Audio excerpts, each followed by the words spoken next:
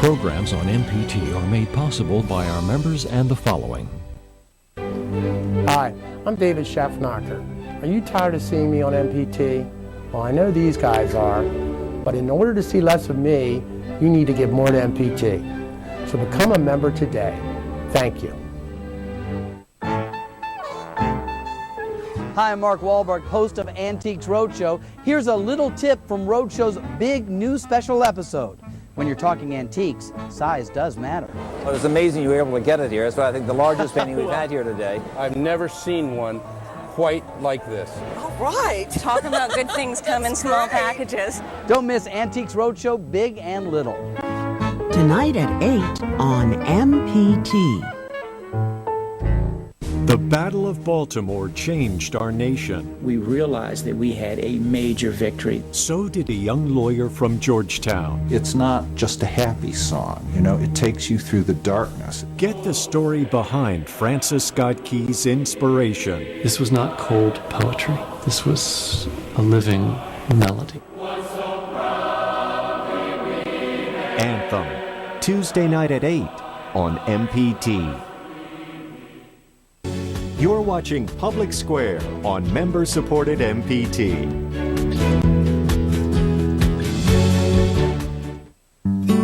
Jackie LaVista grew up on a ranch.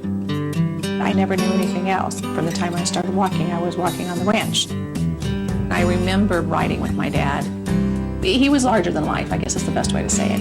When she left, her career took her around the world. I loved flying. I flew for a while, and then had the opportunity to go into management. But she eventually felt the pull of her childhood home. I was excited to come back because my dad was here. I started remembering how I felt about helping out on the ranch and to nurture something and see it grow. It's a very interesting symbolism for me because I think that public television is very nourishing to the viewer, and if you give something, you'll get something in return. Jackie included her public television station in her will. Consider joining the community of people who want public television to span generations. Leave a legacy to the MPT Foundation. It's a gift to your community for years to come. Cable viewers, there's more to explore on MPT2. Encores of your primetime favorites, plus lots of new shows. Check out MPT2 today. Comcast Channel 268 or Verizon Channel 480. There's something big on the next Maryland Farm and Harvest. This building, which is our wean to finish building, holds 2,400 head. You won't believe this. By simply entering the field's location, John's tractor can steer itself. Don't miss the next Maryland Farm and Harvest. Tuesday night at 7 on MPT. Direct Connection is made by MPT to serve all of our diverse communities and is made possible by the generous support of our members. Thank you. Live from Maryland Public Television, this is Direct Connection with Jeff Salkin. Hi, everybody. Thanks for tuning in for Direct Connection. Our topic tonight is Baltimore City, where a growing homicide rate is leading to some changes in crime prevention strategy. Joining us for the full program tonight, Mayor Stephanie Rawlings Blake. Madam Mayor, thank you so much for being with us. Thank you for having me. You have been Madam Mayor for 4 years, so there are other things we want to talk about. But crime has been in the news. It was a rough start to 2014. 2013 was up about 7% in terms of homicides. Many of our viewers are mostly outside of the Baltimore metro area. The question is it safe to visit the city? Of course it is. While I think most of us focus on the homicide number, and rightly so, if you take a look at crime overall, we've trended down in many numbers. Now, that being said, I'm very dissatisfied with the persistent and very it seems like a relentless fight we have with our homicide numbers, because as I often say, there are many things that we do in government that you get a do-over. If you make a mistake and if you don't get a street paved correctly, you can repave it. If you put up a light and it doesn't work, you can fix it. If a life is lost, that's it.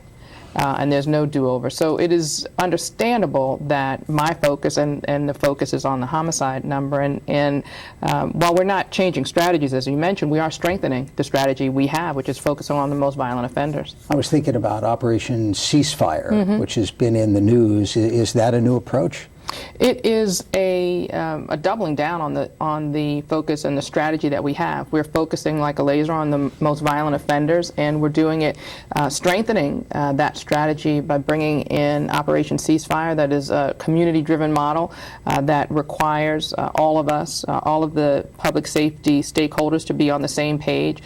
It focuses on the most violent offenders and groups of individuals, and makes it clear, if you are interested in turning your life around, if you want to get on the straight and narrow and get out of a life of crime, we will help you. We will provide those resources. But if you don't, if you choose to continue down a path of, increased violence, that we're going to bring the hammer down in every way that is possible. So that's increased prosecution with our federal partners and working with everyone. A lot of these people have already been adjudicated, so they're under some type of supervision. So we will significantly restrict the individual's action ability to move throughout the community, as well as everyone that is in their group. How do you see your ability, or any mayor's ability, to influence the homicide rate? If somebody is going to have a terrible domestic violence thing that leads to homicide tomorrow, there's obviously nothing you can do about it tonight. You said domestic violence? Yeah, well, I'm thinking of certain homicides that maybe are harder to prevent. How much do you think you can influence what the homicide rate's going to be this year, next year, going forward? I think greatly. I think if I ever tell you different, or if there's anyone that tells you there's nothing we can do, I think they should not be in my job. I am committed to making Baltimore a safer city, and I'm not discouraged because we started the year off in the wrong, not in the way that we wanted, or that we had an uptick last year. I'm not discouraged. I remain very focused and optimistic because I know that it's happened in other cities, and I know by strengthening the strategy that we have with the most violent offenders, we can see those same results in Baltimore. What do you think of zero tolerance? That was a strategy that Martin O'Malley, as mayor, supported. Some other mayors around the country. Results in a lot of arrests I don't for think lesser that's been offenses. used much in these days. I think it was something that was very popular back in the 90s when, Governor O'Malley was governor in the late 1999 through the early 2000s. That's not something that I don't think anyone touts as a direction to go to reduce violent crime today. And yeah, I don't think he called it zero tolerance, but they certainly arrested a lot more people. Yeah, I think it was a strategy that had been employed, over a decade ago. Like I said, I don't think there are many mayors or public safety experts that are suggesting that Baltimore or any city use that to meet the current crime fight needs. We have a lot of phone calls for you, so let's take one. This is George in Baltimore City. George, thanks for the call. Go ahead. Thank you. Say, I want to know why, regarding the traffic cameras, that it's bad enough that there was all that inconvenience for the citizens and all the wasted time in government, but how could we have had a contract that required us to pay money back to an incompetent contractor who didn't? It's well documented all the mistakes they made, and it seems like they should be paying us. How in the world did we end up paying them? Thank you, George. I wish it were that simple. What my goal was when I knew that we needed to move on from the previous contract was to make the city as whole as possible and to put us in the best footing to move forward. If we were in litigation, that would cost us money. I wanted to make sure that we were able to separate and move towards a program that met the needs of the community. The traffic, the red light camera, the speed cameras, this didn't come out of thin air. It came because communities were concerned about the increased speed around schools and wanting safety for their children. We know that when we had a system that was up, running, efficient, effective, reliable, that we saw a reduction in speed that increased the safety of our children, and that is the goal, and to make it one that is efficient and reliable and accurate. And I think with the way we're moving forward, removing what's called the bounty system, that you pay for the number of tickets, you pay the vendor, there's some, incentive to get more tickets. I think that'll help us by removing that as a part of the contract moving forward. I think it will help us get to efficient, accurate, and as well as increase in safety. So the status is they're not functioning at the moment? No, they've been taken down almost a year ago. Okay. Dave in Baltimore City. Dave, thanks for the call. Go ahead. Yeah, I just have a hard time understanding why. I was raised in Baltimore. A lot of my friends are moving out of Baltimore and whatnot because they're saying they're just tired of being unsafe and having to worry about where they can go and where they can't go, and just the thing of having these criminals that are out on the street, which within a year's time they have multiple gun charges and whatnot, and just as well as that gentleman that was beaten with a brick down in Canton down there, and then the person that assaulted him. I mean, his record was so crazy. I thought that once they caught you with a gun, that we had a mandatory sentence for a gun violation. Why are they cutting them loose? And Dave, thank you very much for the call. We got it. And broadening that a little bit, how do you see the criminal justice system functioning at the moment? Prosecutors, judges, juries? It's complicated. I know that many communities feel let down because people that they believe should be off the streets are out on the streets causing harm, whether it's juveniles in some community, whether it's adults in others. Many people feel let down. I was in a meeting a few weeks ago where people express their frustration. They say the police is doing what they're supposed to do, locking people up, but that is the extent of their authority. They cannot prosecute, and they certainly cannot sentence afterwards. So what happens then? One of the things that I've done, understanding that for far too many people, our state court system is not a deterrent to crime, and the federal prosecution system seems to be. I've increased funding and allowed, in partnership with the current state's attorney, worked with the U.S. prosecutor, U.S. attorney, to get more attorneys that are deputized in the U.S. attorney's office to prosecute our local crimes, and work with them to identify the individuals that we should focus on to get them off of the streets. Federal crime, federal adjudication is a much stronger deterrent, and I think using that as a hammer more often will help us, because unfortunately far too often the state system does not give the type of sentences that people feel that a lot of these violent offenders deserve. Let's talk to Natalie in Baltimore City. Natalie, thanks for the call. Go ahead. Thank you. I'm calling about people that play loud music continuously for hours and hours and hours. When the police come out and talk to these people, tell them to turn the music down, it doesn't mean anything. They play the loud music as soon as the police go away. Natalie, what part of town are you in? I'm in Baltimore City, in northwest Baltimore City. Okay, thank you so much for the phone call.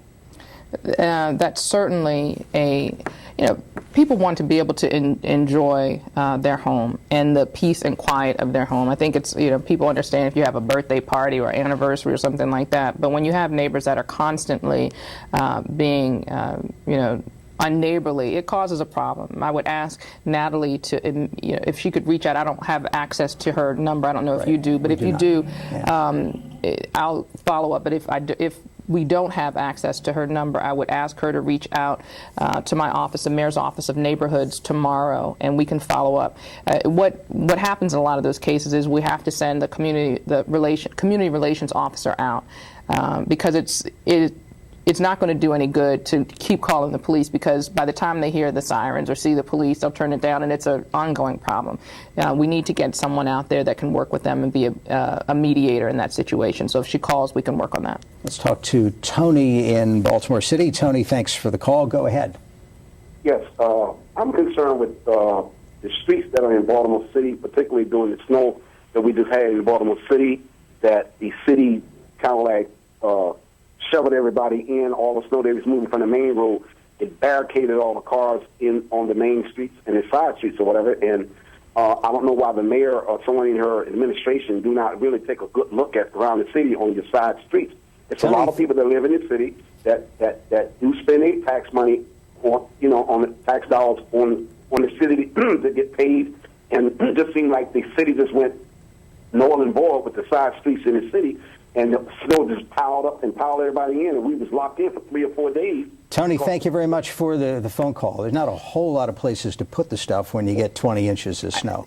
I think I can address the issue. One of the things that we did, and we received a lot of positive feedback for during this the last few storms, was we employed private contractors. We have on-call private contractors. So while our equipment is out during the primary and secondary roads, at the same time we had contractors on the neighborhood streets that were doing the work that normally we would take 3 to 4 days to get to on a long snow event. So if we had taken 3 to 4 days, people would have had a chance to dig their cars out, and they would have been in a different position. But because we were trying to get to those streets sooner, I think we have to plan for, and I think the community has to plan for, if the contractors are going to be out there sooner and we're going to get to your street sooner, you have to either dig out sooner, or we'll have to figure something else out. The goal is to try to be more responsive and get more of the neighborhood streets done as soon as possible, and we did receive a lot of feedback because of that. But we also, I have to take that into account as well, and my hope is that if it's not what I'm talking about, that issue, that Tony would dial into 311 and let us know, because we do have inspectors that go out during a snow event to make sure that what we are getting, the information that we're getting about the streets that are being plowed and the ones that still need work, that we're verifying. We have eyes on it to see, is that true, is that not true, has it been done, what about the quality of work, so we can check on the work of our city employees as well as the contractors that we have. Let's talk to Pat in Baltimore City. Pat, thanks for calling. Go ahead. Yes, hi. Good evening, Madam Mayor. And I'm on the opposite side of Tony. I wanted to call and actually compliment you and your crew from DPW on the snow removal. I've lived in the 06 zip code for about 30 years, and the last few years it's been better than it's ever been in getting the side streets cleared. The question I had is, has there ever been any thought to following the New York City model where they retrofit their trash trucks with snowplows, which are able to get them into the narrower streets that might be in the Fells Point or South Baltimore areas? Pat, thanks so much for the phone call. Appreciate it. First, thank you very much for the compliment, Pat. I'm glad that you're seeing an improvement. That is always my goal, to try to get better with every incident that we have, whether it's a big event like our Star Spangled Banner 200th commemoration. We try to improve every year. We do the same thing when it comes to snow removal and weather events. So I'm glad he's seeing some progress. We certainly are working very hard. I will say that that's the reason that what he called about and talking about the retrofitting of the trash trucks.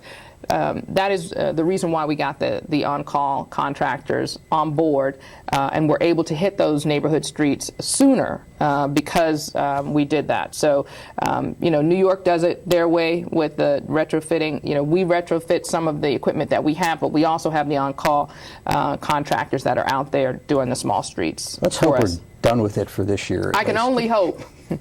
Up next, Marcia in Baltimore City. Marcia, thanks for the call. Go ahead. Good afternoon. Good evening, Mayor. I'm calling to see how we are addressing the vacant houses that are beside homeowners. This has been a big problem because at night you hear the houses falling, collapsing, and I wonder how we're addressing that. Homeowners are having problems with water, mold. I mean, this is not out there. Yeah, Marcia, what part of town are you in? I'm in the Sandtown Winchester community, All and right. I have visited.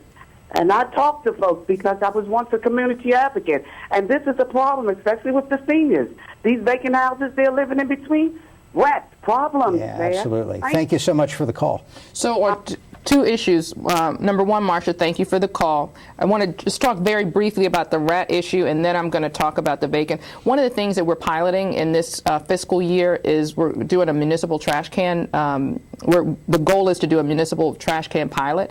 The goal in that is to help abate the rat problems that we have.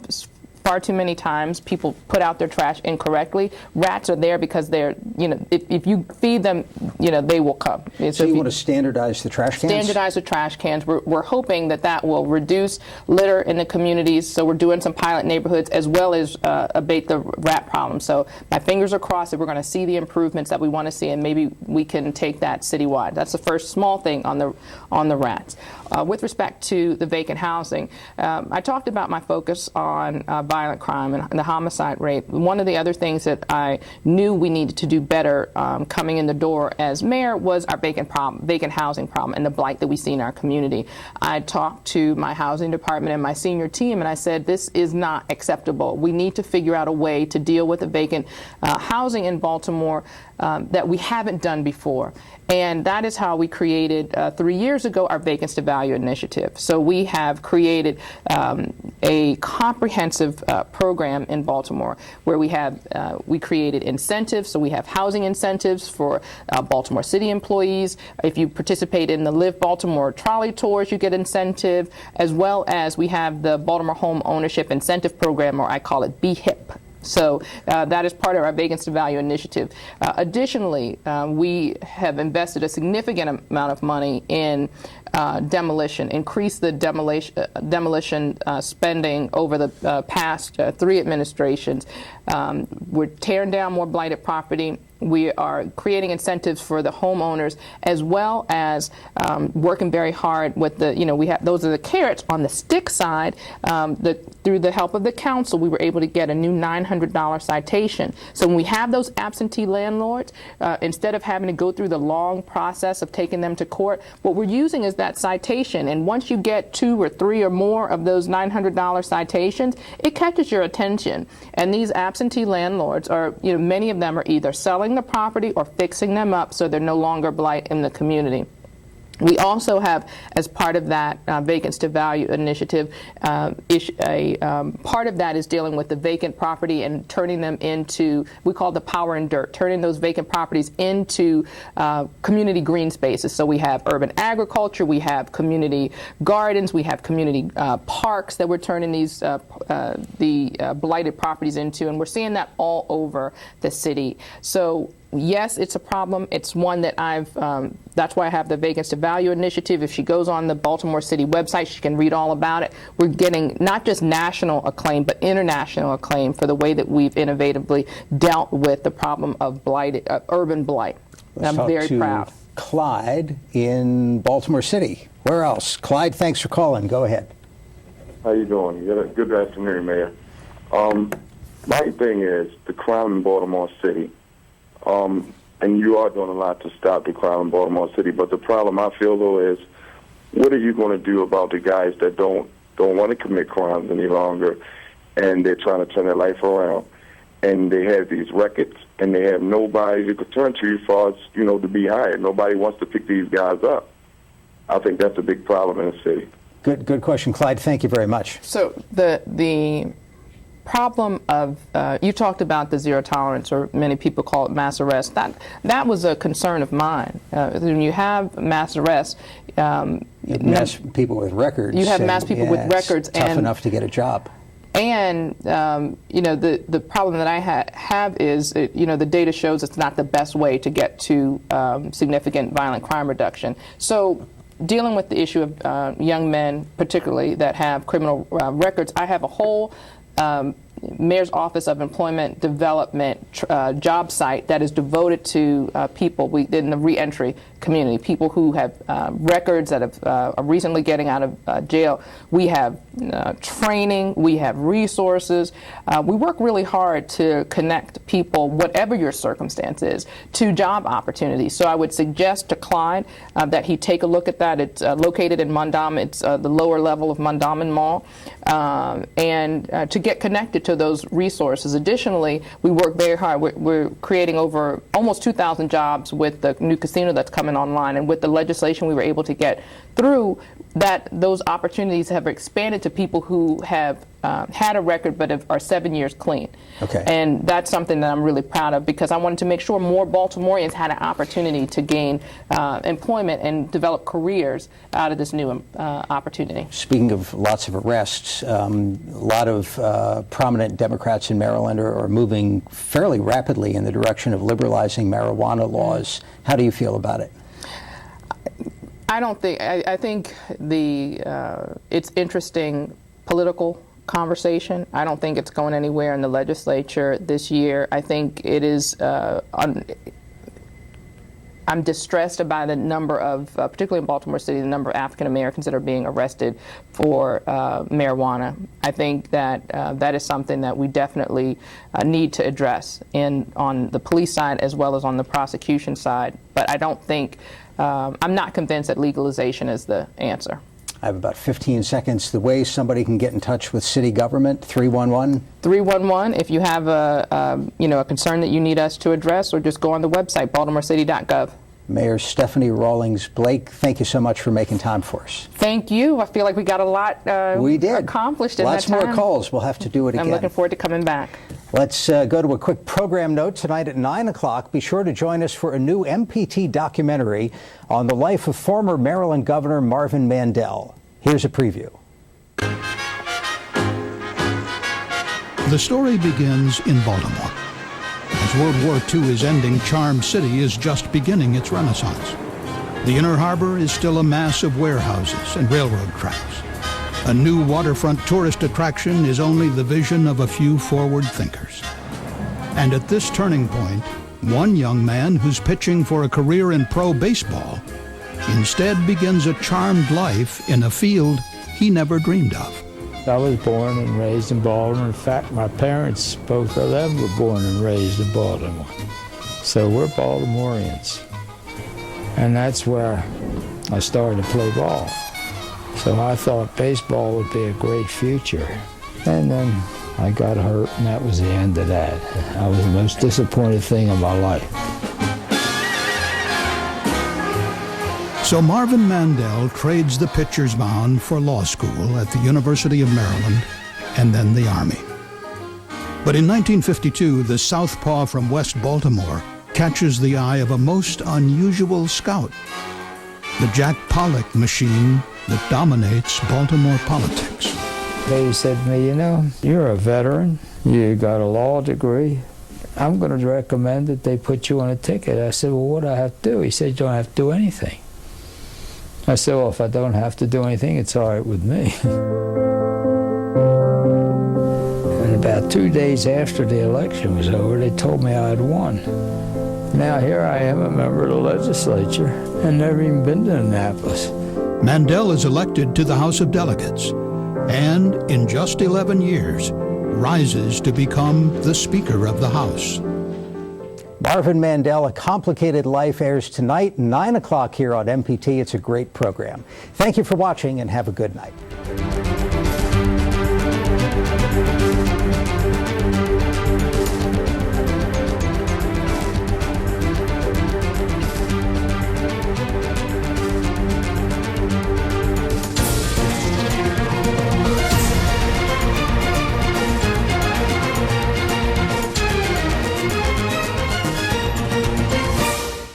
This program was made by MPT to serve all of our diverse communities. Chesapeake Employers Insurance helps keep Maryland workplaces safe because at the end of every workday, someone's waiting for your safe return. More information is available with your local agent or online. Hi everybody, I'm Rhea Feigen.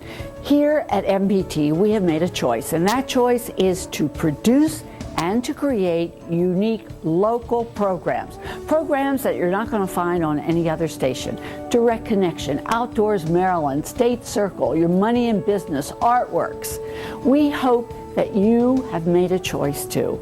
Not only a choice to watch these MPT produced programs, but also a choice to financially support them as well. We seldom come to you for support for these local programs, but this is the time we're doing it, and we hope to get those phones ringing. $35 is our startup membership, and when you join at this level, you're going to receive our MPT program guide every single month for a whole year, and you'll find lots of great programs in it that you didn't even know existed. So please call us now with your gift of financial support at 1-800-222-1292 or log on to mpt.org/donate. What a great informative show that was. There's nothing like getting an in-depth, balanced look at topics that make the news headlines and personalities from all the arenas. It's why I decided to change majors in college and go for my all-time passion, media and communications. Hi, I'm Roxana Bardan, an associate producer here at MPT. And personally, I love shows like Direct Connection, where I learn something new every day. Here at Direct Connection, we strive to bring you honest productions with insight into issues that matter to you most. Anything from health topics like back pain and lymphoma to the latest in news, science, and politics. My team and I work behind the scenes to bring you the best in local public affairs. And we love getting your feedback through your Monday night calls and daily social media posts. And want to continue bringing you great quality educational programs like the one you just saw. You can support productions such as Direct Connection by calling 1-800-222-1292 or going online now and making a pledge. Your contribution will make these great programs happen so you can enjoy them with your friends and family when watching MPT. Our programs are only made possible through your support, so please call and make a pledge to keep shows like Direct Connection on the air. We're counting on you. Thank you. Hi everybody, I'm Tony Hill. You know, one of the things that makes Direct Connection special is the fact that you can call in and ask questions of local newsmakers. We have some great ways to say thanks, by the way, when you contribute at certain suggested levels, so let me jump right in and tell you about them, because some of them are new. It is our MPT bag, tote bag, and it's our way of saying thanks to you when you contribute at $6 a month as a sustaining member, or when you make a one-time contribution of $72. And this is really cool. You see that there on your screen. There's all sorts of different compartments, and there's an area where you can put your pens, and you can put things in the back. It's nice and sturdy. It's going to last an awful long time. And every time you carry things to or from the office or the grocery store, it's going to show that you are a supporter of Maryland Public Television. The other thing that we have for you is an MPT travel mug. This is really cool as well.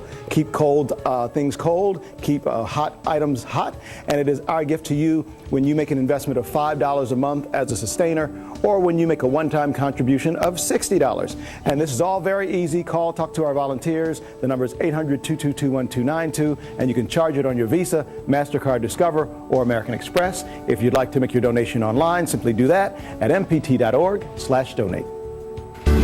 PBS takes you on amazing journeys of discovery.